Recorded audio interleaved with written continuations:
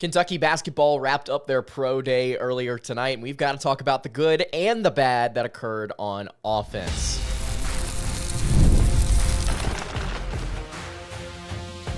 You are Locked On Kentucky, your daily podcast on the Kentucky Wildcats, part of the Locked On Podcast Network, your team every day. All right, what's going on, Big Blue Nation? Welcome on into Locked On Kentucky, your daily Kentucky Wildcats podcast. I'm your host, Lance Dawe, and on today's episode of Locked On Kentucky, we are going to be recapping Kentucky basketball's pro day. A lot of really good things to take away from the different scrimmages and such the Wildcats went through. Also some negatives and maybe some potential concerns on offense. We'll dive into all of it on today's episode. I want to remind you guys off the top here, there is a link in the description of this episode, whether you are watching on YouTube or listening on podcast, for you to go and predict Kentucky basketball season. It's a Google form link. I want your answer on every single game, wins, losses, etc. Go click that link. Go ahead and do it right now. It may take you a couple of minutes. Would love to hear what you want to predict for different leaders and statistics, how far they will go in the postseason, all of that good stuff. Thank you guys so much for making Locked On Kentucky your first listen every single day. Want to remind everyone out there that we are free and available on all platforms. Today's episode is brought to you by Game Time. You can download the Game Time app, you can create an account, and you can use code LOCKEDONCollege for $20 off your first purchase. If you have not subscribed to the YouTube channel or the podcast feed, I would greatly appreciate it if you did so. And if you would go and fill out that form, I would love it. We've got almost, I think it's like 200 responses right now, and I'm going to go through. We're going to break it down in full here, probably before Big Blue Madness this Friday. I am so excited. College basketball season is almost upon us, and tonight we got to see the Cats in action. So the Wildcats, essentially for Pro Day, ran through what would be just a normal like typical practice, right? They did some different things, 3v3, they did some defensive drills, they did some 5v5, they did some transition stuff. But some overarching things here to start. The team is going to play extremely fast. I don't know if I have seen covering the Cats. I don't know if I've ever seen as consistent of a tempo that these Cats are going to run under. I don't know if we will have seen a game where Kentucky consistently went up and down the court firing on all cylinders like the Cats are going to this season. It's going to be fast. It's going to be aggressive. It's going to be a lot of three-point shooting. The shooting today was not phenomenal, but I don't think that that's typical. It feels like Kentucky was maybe forcing a couple of things. Some things were possibly rushed, but I think that the team is encouraged to take those outside shots, as they should be. They've got a ton of shooters on offense. There were some surprises, actually, through the three-point shooting. We'll get to those here in just a minute, but just overarching thoughts at the top. Fast-paced, aggressive, legitimate three-point shooting. They are going to do what they said they're going to do, which is come out here and shoot a ton of three-pointers. It started out with this drill where Kentucky was in isolation. Like they would put a player in isolation in the middle of half court, and then they would make the player around the perimeter defend one-on-one different guys at a time, right? So it'd be at the start it was Lamont Butler in the middle, and he was having to guard Travis Perry, Colin Chandler, Amari Williams even, and the offensive player only had a certain amount of time to actually go and try and score before a whistle would sound. The possession would be over. They'd have to get a shot up before that. It was probably like 8 or 9 seconds. And Butler held his own. I mean, just absolutely shut down everybody. Dawe held his own. I believe the only bucket that Dawe allowed was Travis Perry immediately catching the ball on the perimeter when it was his turn to go at Dawe and just immediately firing a three and hitting it. Brandon Garrison also looked really good. He had a couple of great blocks in isolation. The team did not score hardly anything in ISO. So you could take this one of two ways. You could say, hey, maybe Kentucky's got some really solid individual defenders, and maybe they'll actually be a little bit better on defense than we expect. Or they've got a bunch of guys that really struggle to create in isolation, and that's the problem that we're going to be going through here. I'm not sure. I think Kentucky's going to be better on the defensive end than maybe some people expect. But they've also got to find a way to create whenever guys are just alone dribbling the basketball. They then went into this 3v3 where they had like these two, like they were going back and forth on offense, and they were flying up and down the floor. They were struggling to score on each other, really anything other than putbacks. I didn't chart this part, but I charted their different 3v3s and then everything from their 5v5, which we'll get to later on in the show. But they were going up and down the floor, struggling to score other than a couple of putbacks. Noah was the first player to hit a 3 during this kind of scrimmage here. Then they cut to commercial, and then they came back and interviewed Kerr Kriisa. Kerr Kriisa, fun interview. He said the chemistry so far this season has been amazing for the Wildcats. He said he really likes to shoot 3s because 3 is more than 2. Sounds like Kriisa has been listening to this show. But it's really refreshing to see every single interview, and we'll get to all of them here. Every single interview that they had, the guys were smiling, the guys were happy, the guys were really looking forward to the season. They were looking forward to going out there and competing. Robinson mentioned more than just competition. We'll get to that later on in the show.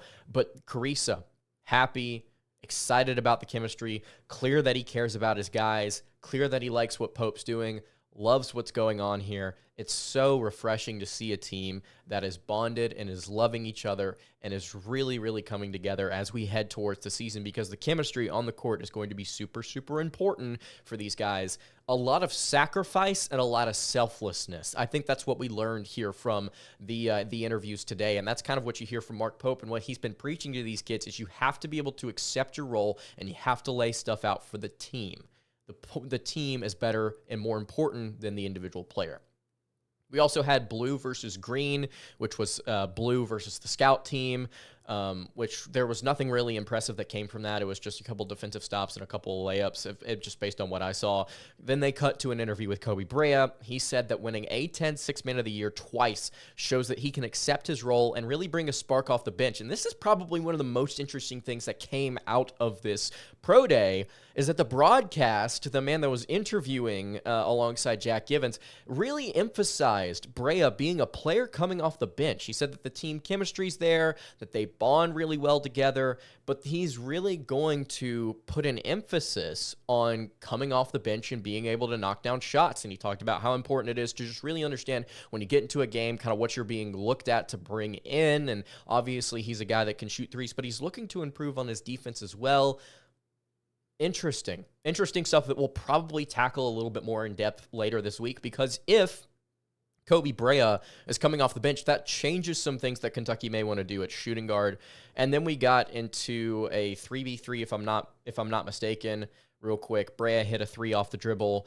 Owe missed a shot near the rim. Brea missed a corner 3. Kriisa made a 3 off an Owe assist, which was a really nice play. Chandler drew a foul on, I believe, Amari Williams. Garrison scored on a lob from Butler, a really nice pick and roll.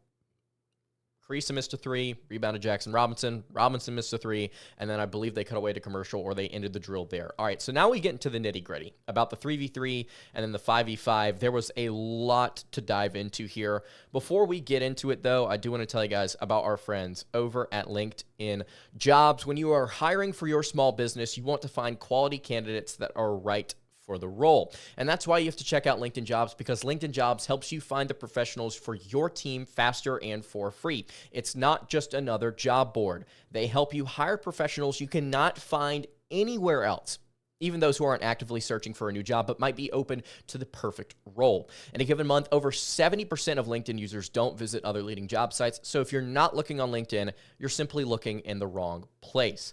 You can post your job for free at linkedin.com/lockedoncollege. That is linkedin.com/lockedoncollege to post your job for free. Terms and conditions apply.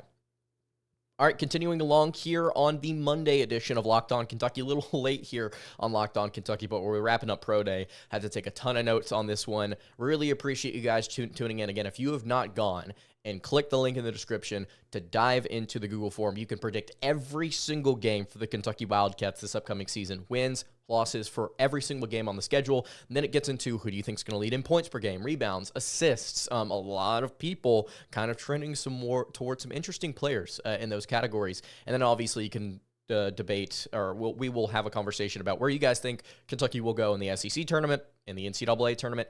Love hearing your feedback. Again, go and click that link, whether you're watching on YouTube or on podcast. It's going to be there in the description. All right. So we get into some interesting 3v3 stuff, some blue versus white. And this is how they divvied up the blue and white teams. And based on what I could tell, they didn't change this at all throughout the practice. The practice was only like an hour and 20 minutes long, maybe less than that. So you didn't really get to see like a ton of in-depth stuff.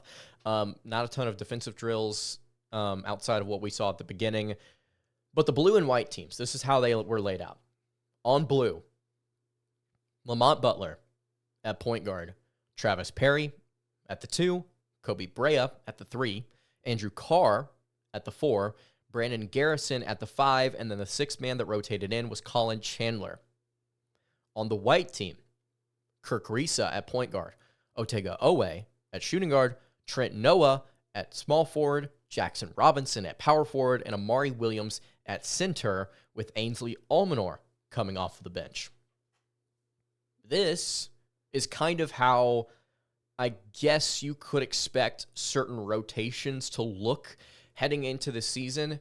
And the reason I say that is because I think Kentucky's going to do a ton of mixing and matching.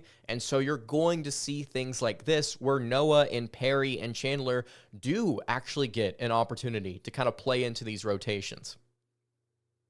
We're going to do an episode later this week asking and answering the question, how much does Kentucky basketball's starting 5 really matter? We did an episode recently where we believe that the starting 5 is set. John Rothstein put out his predictions for it. I completely agree with Rothstein. I believe that is what Kentucky is going to go with.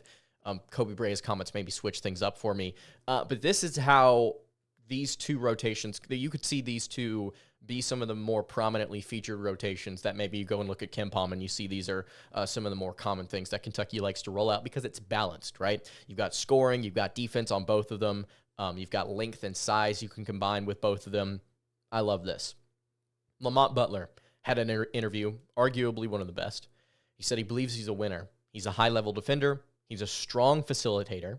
And he said that his offensive game has been opened up because of Pope's offense. He was asked about kind of maybe your scoring has been kind of overlooked. And he said, yeah. And he said that, obviously he's a good defender, but also at the same time, Mark Pope has really helped open up this offense or his offensive game for him. And he says, no matter how experienced the team is, on top of all of this, and himself included, as far as him being a leader and as far as other guys wanting to listen, no matter how experienced the team is, they're willing to listen and to learn, which I think is really interesting on top of that. So he's really leaning into how strong Pope's offense is and about how everybody's getting an opportunity here to kind of learn something and kind of grow and expand their game despite being incredibly experienced and playing a lot of basketball. It's a really fun thing here for him to note that because a couple minutes later on the broadcast, ESPN put up this really fun statistic. This is the most experienced team in Kentucky history, Kentucky basketball history, in games played, total minutes, and points. This is it. 845 collegiate games under this team's belt. 845. 8,000 combined points from these guys as well. This team knows how to score, and they've been around the block. And then they started playing some 3v3s. So like I mentioned, those blue and white teams, Butler, Perry, Brea, Carr, Garrison, Chandler, Krisa, Owe, Noah, Robinson, Williams, and Almanor. They played some 3v3 against the scout team first. They were practicing slips to the baskets. Really, it was Carr and Williams kind of dunking back and forth. It was Carr, Williams, Carr, Garrison, Carr, Garrison. Garrison at the very end had a lob dunk from Chandler, who was on the assist. And then they had an interview with Jaxson Robinson. Robinson, when asked about what he wanted to show off to the NBA scouts, said he wanted to show off his defensive versatility. He wants to work on it even though he's known as a scorer. He wants to be a leader, and whatever Coach Pope wants him to do, he'll do it. When asked about, where he wanted to go after the draft, he said he clearly wanted to be with Pope for his final year of college. He'd been with them for 3 seasons up until that point. He likes how engaging Pope's coaching style is. He likes how he asks questions and gets everybody involved, no matter who it is. He said he's really looking forward to hopefully winning a national championship. So these players, man, they've continued to emphasize what the coach himself has continued to try and put out there in the media. He understands the expectations, and he's going to hold the players to those standards. He's going to try and get them to win a national title. It's a lot of pressure, I'm not going to lie, but because a lot of these guys are so experienced, I really don't think it's going to be like something that overtakes them too much. I think a lot of these guys out here have been around the block a lot, and I think they're just going to go out there and they're going to, for lack of a better term currently, they're going to try their best. They're going to go out there and they're going to give it everything they've got, and they've got a lot to contribute. Before we go into like the 3v3 and the 5v5, there's one more thing I want to note, just to kind of prepare you. And this is something that different folks on Twitter mentioned. This is something that I saw myself. Travis Perry is not Reed Sheppard, but Travis Perry is going to contribute to this team more than we currently expect him to. He looked really good during Pro Day. He was knocking down outside shots on the move. He was creating for teammates. He was handling the ball well. This is a pretty dang good guard that the Wildcats have, and he's not as explosive as Reed Sheppard was. But, man, he's a really good shooter. And when asked about it, Mark Pope said, whenever asked, hey, who's your best shooter on your team? You got a lot. He said, Travis Perry. Travis Perry is. He said it's hard for him to remember a player that he's had doing what Perry has done, which is knocking down free throws at an insane rate, catching and shooting off the dribble, creating his own stuff. He is an incredible scorer. I think we're going to see Travis Perry, not necessarily in terms of flashy highlights, but maybe in terms of some of the statistics. I think we're going to see him kind of play a Reed Sheppard-like role for the Cats this upcoming season. I don't necessarily know if it's going to be as high of a volume or shooting 50% from three, but the kid can knock down shots. That there is no question about that. All right, let's get into the 3v3, the 5v5. We'll wrap the show up here in just a minute. Before I do it, though, I want to tell you guys about our friends over at Game Time. Game Time has this new feature called Game Time Picks that makes getting tickets for your favorite live events even easier. They have tickets for all kinds of events.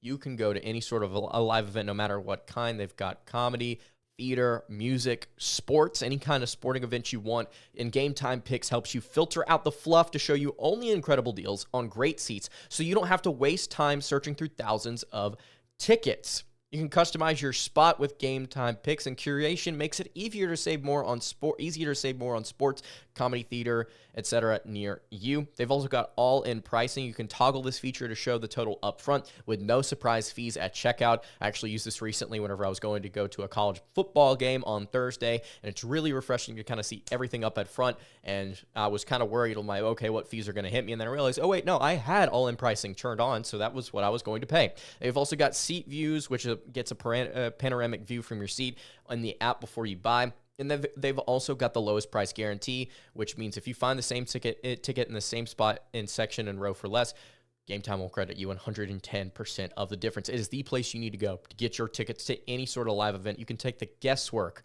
out of buying your tickets with Game Time. You can download the Game Time app. You can create an account. And you can use code LOCKEDONCollege for $20 off your first purchase. Pretty sweet deal. Terms apply. Again, create an account. Redeem code LOCKEDONCollege, LOCKEDONCOLLEGE for $20 off. You can download Game Time today. What time is it? Game Time. All right, wrapping up the Monday edition of Locked On Kentucky. Lance Dawe hanging out here with you. Third time, going to remind you, it's super important. I want your feedback. Go and click that link in the description to tell me what you think about Kentucky basketball's upcoming season. All right, so we've got 3v3. We've got 5v5 here. 3v3, no scout team. 5v5, no scout team. The team, as mentioned at the beginning of the show, flying up and down the court. The pace of play is super incredible. I'm going to go ahead and pull up KenPom. I had it open earlier. I was kind of diving into some stuff. We're going to look at it again. Last year at BYU, the Cougars were 84th nationally in terms of adjusted tempo, 63rd on offense. They had the 14th best offense in the nation in terms of adjusted efficiency. Kentucky was 12th in the nation in adjusted tempo. They were 18th on offense. Kentucky considerably faster than BYU a season ago.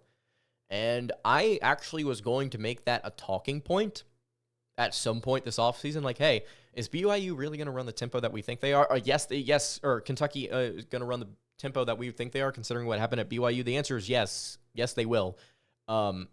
They will run up and down the court, and they will play with vigor. They will play very, very, very, very fast. I think they may end up finishing actually higher than what Kentucky finished last year in terms of adjusted tempo. And look, the reason Kentucky is going to play with tempo, it's not just for fun. It's not just because. It's so that they can get more shots and they can finish they can have more possessions with more opportunities to score.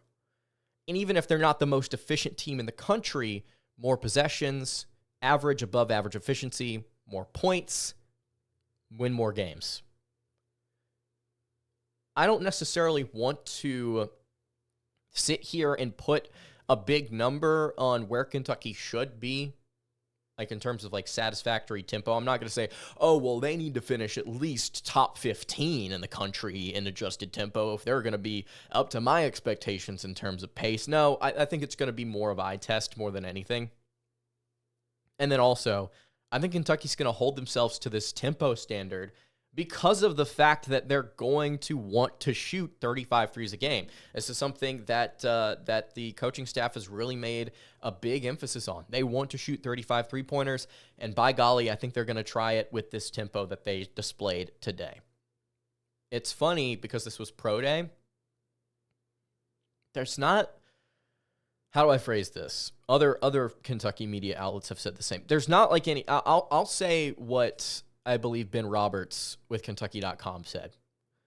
There's not a bunch of like high-end elite tier talent on this team. Excuse me. And what I mean by that is there's not a ton of NBA first-round lottery talent. The athleticism and explosiveness that you would get from a typical Kentucky wing is not necessarily here right now. And I think that's fine, especially knowing what our recruiting class currently looks like and what it's projected to look like. Kentucky's not going to look like this next season in terms of just athleticism. I think you trade that off for experience, physicality, and three-point shooting, right? Three things that, frankly, Kentucky lacked throughout the entirety of the Calipari tenure. I think that there doesn't necessarily need to be a ton of high-end, crazy athleticism for the Cats to be a competitive and solid NCAA tournament team or even a national title contender. You don't need that. You just need sound play, and I think they can provide that. During the 3v3, and again, just to go over the blue and white teams, blue was Butler, Perry, Brea, Garrison, Carr, and Chandler coming off as the sixth man. White was Carissa, Owe, Noah, Robinson, Williams, and then Almanor as the sixth guy. 3v3 no-scout team, we started it off very hot. Kobe Brea made a layup. Travis Perry hit a three. Lamont Butler hit a three. And then Carr hit a tough mid-range fadeaway. Cullen Chandler missed a three. Travis Perry hit a three. Robinson missed a lob to Amari Williams. It was kind of thrown late, and then Amari tried to catch it with one hand like this. Like if you are the basket, he was trying to catch it like this and then like come around and finish it like that, and he just neither player executed it very well. It was just weirdly timed, and Williams didn't grab it correct or try and get it correctly. I don't know if he could actually, depending on or where he was located, but anyway. Almanor hit a three after that, and Almanor played well in this scrimmage, by the way, too. Like he played solid. And then there was a turnover. I think the broadcast cut to a camera where you couldn't really see what was going on the court. And then Otega Owe had a layup and one. Almanor assisted on it. It was a physical finish. This is something that we saw a ton during Owe's time at Oklahoma, where he would just finish through contact, and Owe got through two guys here to finish this layup. Jaxson, they did not let him take the free throw at the end there. And actually, whenever they were get up to take free throws, they only let the player shoot one. They wouldn't let him shoot two. And Kentucky didn't miss a free throw, as far as I saw. Dawe hit a mid-range jumper immediately after this, so he started to cook towards the end of the 3v3, and that was all from the 3v3. Then you get to the 5v5. Ainsley Almanor started it off. Man, he was cooking. He hit a 3. Kobe Brea missed a 3. Amari Williams got a rebound here. You're going to see that a lot here. You're actually going to see, I believe, 4 or 5 rebounds from Amari and just in this little stretch of play alone. Kobe Brea missed a 3 rebound. Williams. There was a foul on Travis Perry. Jaxson Robinson had cut to the basket. If I'm not mistaken, Almanor had tried to feed it into him. And it was not like a phenomenal pass. It kind of bounced off a couple different people, but it got there. And when Robinson went to pick it up and went to finish, there was a foul on Perry. It was called early though, and Robinson got a free throw. He was not in the act of shooting, based on what I could tell. I don't even know if he had the ball in his hands, but Robinson got a free throw and he made it. Then Dawe hit a corner 3 off of Williams' assist. In transition. They were just pushing it up and down the court. Kobe Brea hit a 3 off of a Garrison assist. If I'm not mistaken, this was deep out in the front, or not in the corner. It was out from the left wing. And then the team kind of went cold. I'm going to go through this here, and then I'm going to remind you guys of what Mark Pope said recently and kind of just walk you through just reality for a second. Almanor missed 3, rebound Garrison. Perry missed 3, Robinson rebound. Butler missed jumper, Noah rebound. Offensive foul on Garrison. Carr missed 3, rebound Williams. Almanor missed 3, rebound Robinson. Robinson turnover. Offensive foul on Brandon Garrison again. Robinson way off on the 3, hit the side of the backboard, rebound Carr. Butler missed 3, rebound Williams. Robinson missed deep 3, rebound Perry. Perry fouled, foul on Williams. And then Perry free throw. Went a long stretch without either team scoring. And do you remember, you might have seen it on social media, what Mark Pope said recently to his team during a practice video. He's talking about how he believes they put together the best shot-making team in the country, and spurts are going to happen. But what the team is going to do is they're not going to shy away from it. Whenever the team goes cold, they're going to keep shooting. Made the point that during that practice, Lamont Butler had missed a couple threes in a row, but when the ball got to him in the corner, he didn't shy away from it, and he took the 3 and knocked it down. So we're going to shoot, we're going to wedge. We're going to shoot, we're going to wedge. We're going to shoot, we're going to wedge. We're going to fight through it because that's who we are. That's what our identity is. It's part of it. Kentucky's going to go through spurts. This is not going to be the most perfect, miraculous Golden State Warriors-esque team. They're going to have games and they're going to have stretches, probably long stretches, where they just can't really get anything going on offense. That's part of it. It may not look exactly like this, but it's just part of reality. The Cats aren't going to be elite, perfect, every single time they step out into the court. They're just kids. It's part of it. Perry made the free throw. Carissa turned the ball over on a pretty bad pass. Jaxson Robinson made a layup. Chandler missed a 3, rebound Williams. Carissa missed a 3, rebound Carr. Colin Chandler made a layup in transition, which is something that he's done essentially every time we've seen him in a highlight reel. And then Williams made a layup, and Garrison fouled, if I'm not mistaken. And that was the end of the practice in essence. They did some shooting drills, nothing to take away from it there. They ran up and down the court with sprints. They interviewed Mark Pope, and that was a wrap. I think the practice, like Pope said at the very end, there were some mistakes. There was some sluggish play, but overall, I think there were some really positive things to take away from it. And you see what Kentucky's building towards. You see what the Wildcats are going for here. And I think that on a hotter day, and I don't mean hotter like temperature-wise, I mean hotter in terms of shooting, in terms of just locking in, the team's going to be really, really good. I think this was like a C-C effort from the Cats. In terms of what we saw today, in terms of just like shot-making ability and stuff like that. There was a drill, and shout out our guy Mario Maitland, who posted this on Twitter. There was a drill there towards the end. There was a shooting drill where Kentucky, for about a minute, did not miss a three-point shot from like the right wing for the guys that were all shooting. It was really, really impressive stuff. They're going to have moments where they dip, but they're also going to have moments where they catch fire. And like Mark Pope said a couple of practices ago, we're going to have moments where we shoot and we wedge and we struggle, and then we're going to have moments where we go 9 of 11 during a stretch and the game's over, right? You just got to stick with it. A lot of positives to come up here. We got Big Blue Madness this Friday. I'm so excited to get to cover this with you guys. If you have not subscribed to the show already, please go ahead and do so. Fill out that Google form.